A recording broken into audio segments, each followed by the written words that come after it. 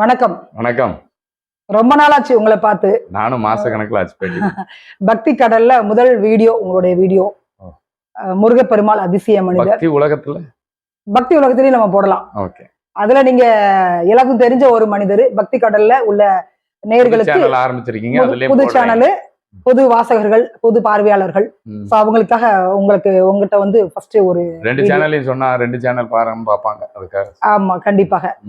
So இப்ப வந்துட்டு பக்தி கடல்ல முதல் கேள்வி என்ன அப்படின்னா உங்ககிட்ட, ஜாதகம் அப்படின்னா என்ன? ஜாதகம் எப்படி பார்க்கணும்? ஜாதகம் வந்து 100 விழுக்காடு பழிக்கக்கூடியதான்.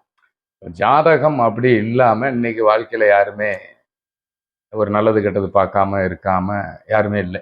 இப்ப என் கல்யாணத்துல இருந்து குழந்தையில இருந்து பிறப்பு முதல் இறப்பு வரைக்கும் இன்னைக்கு நமக்கு ஜாதகம்னு எதை வச்சு உருவாக்கியிருக்காங்க? கிரகங்கள், பிரபஞ்சம். கிரகங்களும் பஞ்சபூதமும் இல்லாம நாம உருவாகல, இல்லை இந்த இயற்கை உருவாகுது. அப்போ நம்மளை உருவாக்குனது கிரகங்கள். அந்த கிரகங்களை மையப்படுத்தி தான் உங்களுக்கு ஜாதகம் உருவாக்கியிருக்காங்க. இப்போ ஜாதகம் எப்படி உருவாக்கியிருக்காங்கன்னா ஒரு சின்ன உதாரணம் சொல்றேன்னா, இப்போ கற்காலத்துல எல்லாம் வந்து கால்ரா வந்து செத்தவங்க நிறைய பேர்.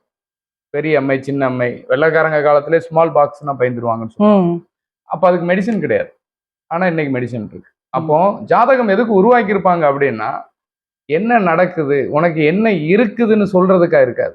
இப்ப எப்படி அதுக்கெல்லாம் நாம இப்ப மருந்து கண்டுபிடிச்சோமோ அதே மாதிரி நம்ம வாழ்க்கையில வரக்கூடிய பிரச்சனைகளை தீர்க்கறதுக்காக தான் இருக்கும். இப்போ கிரகங்களால உருவாக்குனதுல விஷச்செடியும் இருக்கு, விஷச்சந்தும் இருக்கு, நல்லதும் இருக்கு, கெட்டதும் இருக்கு. நமக்கு தேவை நல்லது கெட்டதுல எதை நம்ம எடுத்துக்கிறோம். இப்போ ஒரு கிரகம்னு எடுத்தோம்னா, ஒரு கிரகம் ஒருத்தருக்கு நல்லது மட்டுமே செய்யுமா அப்படின்னா இல்லை, கெட்டதும் செய்யும். ஒரு பொருள்ல நல்லது மட்டுமே இருக்குமா அப்படின்னா இல்லை. இன்பம்னா துன்பம், துன்பம்னா இன்பம், இரவுனா பகல், நல்லதுன்னா கெட்டது, இப்படி கலந்துதான் ஆப்பர்னேட்டா தான் இருக்கு எல்லாமே.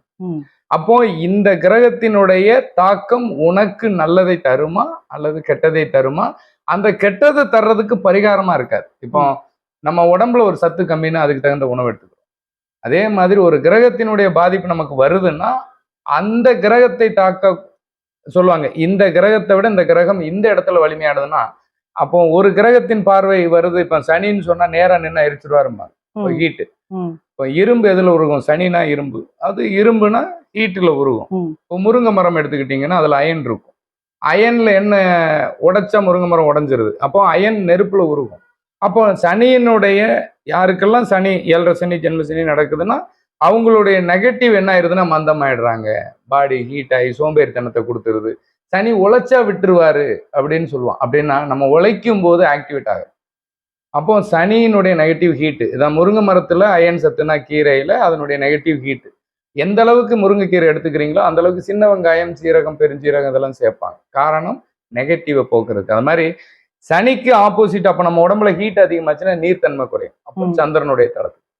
இந்த மாதிரி ஒரு ஜாதகம் வந்து உருவாக்கியிருக்காங்கன்னா, இந்த கிரகத்தின் ஆதிபத்தியத்தில் இவன் பிறந்திருக்கான்னா இவனுக்கு இது நடக்குதுன்னா இதை மாத்த முடியும்னு கண்டுபிடிக்கிறதுக்காக தான் கண்டுபிடிச்சிருப்பாங்க. உன் தலையெழுத்து மாத்தவே முடியாது, உன் கருவம் அனுபவிச்சே ஆகணும், உன் பிறப்பு விஷயத்த மாத்தவே முடியாதுன்னு சொல்றதுக்காக கண்டிப்பா கண்டுபிடிச்சிருக்க மாட்டேன். மாத்த முடியும். மாத்துறதுக்காக இப்போ ஒரு பேரிடர் காலங்கள்ல பாதுகாப்புக்கு தான் இன்னைக்கு மேம்பாலம் கட்டுறதா இருக்கட்டும், எதுவா இருந்தாலும் ஒரு விஷயத்துல இருந்து பாதுகாப்பு கருதி தான் எதையும் பண்ணுவோம். அப்போ கிரகங்களால் வரக்கூடிய தீமைகள்ல இருந்து பாதுகாத்து உங்களை வழி நடத்திக்கிங்கிறதுக்காக தான் கண்டுபிடிச்சிருப்பாங்களே தவிர, நான் சொல்லலைனாலும் உங்க வாழ்க்கையில இல்லை இதுதான் நடக்குங்கிறது தெரிஞ்சிருச்சு. இப்போ ஜாதகத்துல எழுதுனது மாத்தவே முடியாதுன்னா நீங்க எதுக்கு ஜாதகம் பார்க்கணும்? ஏன்னா அது நீங்க சொல்லலைனாலும் அதான் நடக்க போகுது. அப்போ உங்களுக்கு அதை மாற்றம் ஒன்றே மாறாதது. அப்போ நம்ம தலை விதியை மாற்ற முடியும் அப்படிங்கிறது தான் கண்டுபிடிச்சிருப்பாங்க. சித்தர்கள்லாம் பல காலம் வாழ்ந்திருக்காங்கன்னா, உடல் வளர்த்தேன் உயிர் வளர்த்தேன்னா நம்ம உடம்புல இருக்கிற அணுக்கள் கட உள் அப்படின்னா இந்த அணுக்களை இயக்கக்கூடியது கிரகங்கள். இப்போ ரத்தம்னா செவ்வாய், நரம்புனா புதன், எலும்புனா சனி. அப்போ நம்ம உடம்புல இருக்கிற ஒவ்வொரு பகுதிக்கும் உங்களுக்கு கிரகங்களை மையப்படுத்தி உங்களுக்கு சாட்டு போட்டு கொடுக்குறாங்க.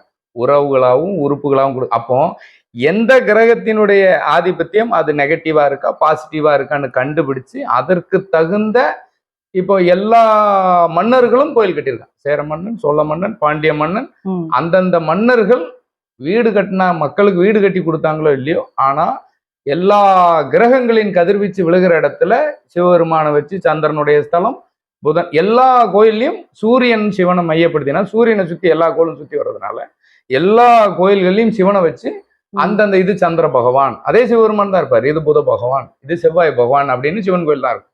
அப்ப எல்லா கதிர்வீச்சும் விழுகிற இடத்துல எந்தெந்த கதிர்வீச்சு விழுகுதோ அந்தந்த கதிர்வீச்சின் இயக்கம் இருக்கிற இடத்துல கோயிலை கட்டியிருக்காங்க. பேரிடர் காலங்கள்ல மக்கள் வந்து தங்குற இடம் ஆலயம் அப்படின்னா யாரு எந்த இடத்துல தங்குறாங்கன்னா அந்தந்த ஆதிபத்தியம் இருக்கிறவன் அந்தந்த இடத்துலதான் வாழ்ந்துகிட்டு இருக்கும். இப்போ கெட்டவனோட கெட்டது சேர்ற மாதிரி இந்த கிரகத்தின் ஆதிபத்தியம் இருக்கிறவன் அந்த கிரகத்தின் ஆதிபத்தியம் இருக்கிறவங்களோட தான் கூட்டணி சேரும். அப்ப அதுக்கு தகுந்தவங்க தான் அந்த ஏரியாவில் இருப்பாங்கன்ற மாதிரி அவங்க அன்னைக்கே காலத்தை கணிச்சு சூரியனை பார்த்து மணி சொன்னவங்க. அந்த மாதிரி இந்த நேரத்துல இந்த பிரச்சனை வருங்கிறதுக்காக அந்தந்த இடத்துல கோயிலை கட்டி வச்சிருக்காங்கன்னா உங்களுக்கு சனி தசை நடக்குன்னா சந்திரனுடைய கதிர்வீச்சு விழுகிற கோயிலுக்கு நீ போகலாம். நவகிரக கோவில்கள்லாம் அந்த கோவில் பிரகாரத்தை சுற்றினால் நல்லது நடக்கும். கோவில் எந்த கிராமத்து கோவிலையாவது நீங்க பரிகாரம் பண்ணி பார்க்கவே முடியாது.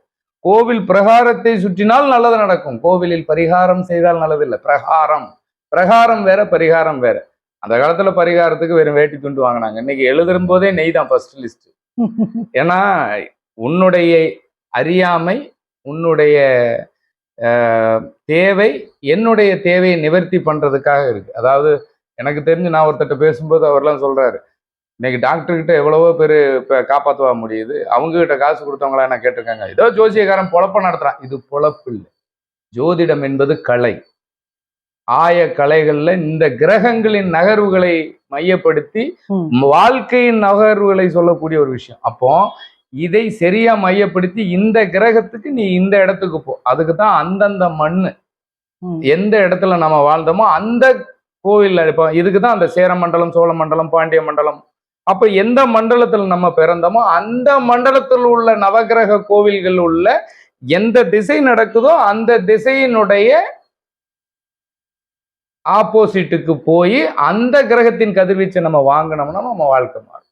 அப்போ ஜாதகம்ங்கிறது எதுக்கு கண்டுபிடிச்சிருப்பாங்க அப்படின்னா நம்ம வாழ்க்கையில வரக்கூடிய பிரச்சனைகள்ல இருந்து நம்ம நீங்க கேட்கிற ஒரு விஷயம் இன்னைக்கு என்ன சொல்லிடுவாங்கன்னா அவனுக்கு என்னப்பா நல்லா இருக்கான். எதை வச்சு சொல்லுவாங்க மையப்படுத்தி?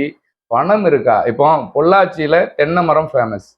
தேங்காய் எல்லா பக்கமும் இருக்கு, எல்லா பக்கமும் தென்னை மரம் இருக்கும், ஓங்கி வளரும். ஆனா அந்த தன்மை வராது. எல்லா இடத்துலயும் வளரும். அப்போ என்ன பொதுவா சொல்லிடுவாங்க, அவங்களுக்கு என்னப்பா நல்லா இருக்காங்க. பணத்தை வைத்து இங்க தேவை மன நிம்மதி, நோய் இல்லாத வாழ்க்கை, வாழ்க்கையில வரக்கூடிய துன்பத்திலிருந்து நம்மளை பாதுகாக்கிறதுக்காக கண்டுபிடிச்சதை தவிர இந்த பணத்தின் மையப்படுத்தியே இருக்காது. எந்த துன்பம் வந்தாலும் அப்படின்னா நமக்கு எந்த கிரகத்தின் பாதிப்பு இருக்கோ அதுக்கு தகுந்த நோய் பணத்தை சரி பண்ணாது. அப்ப அதுக்கு தகுந்த உணவு மருந்தா மாறும். அப்ப எந்த உணவை எந்த கிரகத்தின் ஆதிபத்தியம் நடக்கும்போது நமக்கு கெடுதல் இருக்கோ அந்த உணவை எடுத்துக்கிட்டாலே அதுக்கு தகுந்த பாசிட்டிவ் எனர்ஜி வந்துடும். எந்த கிரகத்தினுடைய கதிர்வீச்சு நமக்கு நெகட்டிவா இருக்கோ அதுக்கு ஆப்போசிட்டான கதிர்வீச்சை நம்ம வாங்கும் போது பாசிட்டிவ் கிடைக்கும். அதாவது ஜாதகம்ன்றது அடிப்படையில உணவு வைத்துதான்.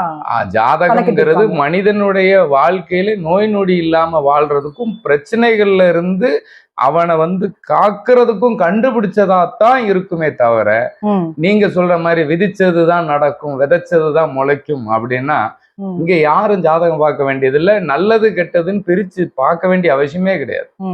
அதாவது எப்பொருள் யார் யார் வாய் கேட்பினும் அப்பொருள் மெய்ப்பொருள் காண்பது அறிவு. அறிவார்ந்த பெருமக்கள் உருவாக்கிய ஒரு விஷயம் கண்டிப்பா இயற்கைக்கு சம்பந்தப்பட்டு இயற்கையின் பேரிடர்கள் இருந்தும் கிரகங்கள் தான் இயற்கை. அப்ப அந்த இயற்கையில இருந்து நம்மளை பாதுகாக்கிறதுக்காக தான் ஜாதகம்னு ஒண்ணு உருவாயிருக்குமே தவிர விதிச்சதை மாற்ற முடியாது. நீ கர்மாவை அனுபவிச்சே ஆகணும்னா இங்க யாரும் ஜாதகம் என்பதை பார்க்க வேண்டிய அவசியமே இருக்காது. உனக்கு இந்த தோஷம் இதைத்தான் செய்யும்னு சொன்னா அப்புறம் எதுக்கு பார்க்கணும்? அதாவது நமக்கு தீர்வுன்னு ஒண்ணு இல்லாம கண்டிப்பா ஜாதகம்ங்கிறது தீர்வுக்கான ஒரு விஷயமே தவிர தீர்வு இல்லாம உருவாக்கி இருக்க மாட்டாங்க. நாம எந்த ஒரு விஷயத்த உருவாக்குனாலும் ஒரு பிரச்சனைக்கு ஒரு நோய்க்கு மருந்து கண்டுபிடிக்கிறதுங்கிறது தீர்வு. அதே மாதிரி ஒரு கிரகத்தினுடைய பிரச்சனைகள்ல இருந்து நம்மளை பாதுகாக்கிறதுக்கும் நம்ம வாழ்க்கையை செம்மைப்படுத்திக்கிறதுக்காகவும் கண்டுபிடிச்சது தான் ஜாதகம். இதுதான் நம்ம அறிவார்ந்த பெருமக்கள் தமிழர்கள் கண்டுபிடித்த ஒரு மிகப்பெரிய அஸ்திரம், சாஸ்திரம், ஜோதிட சாஸ்திரம்.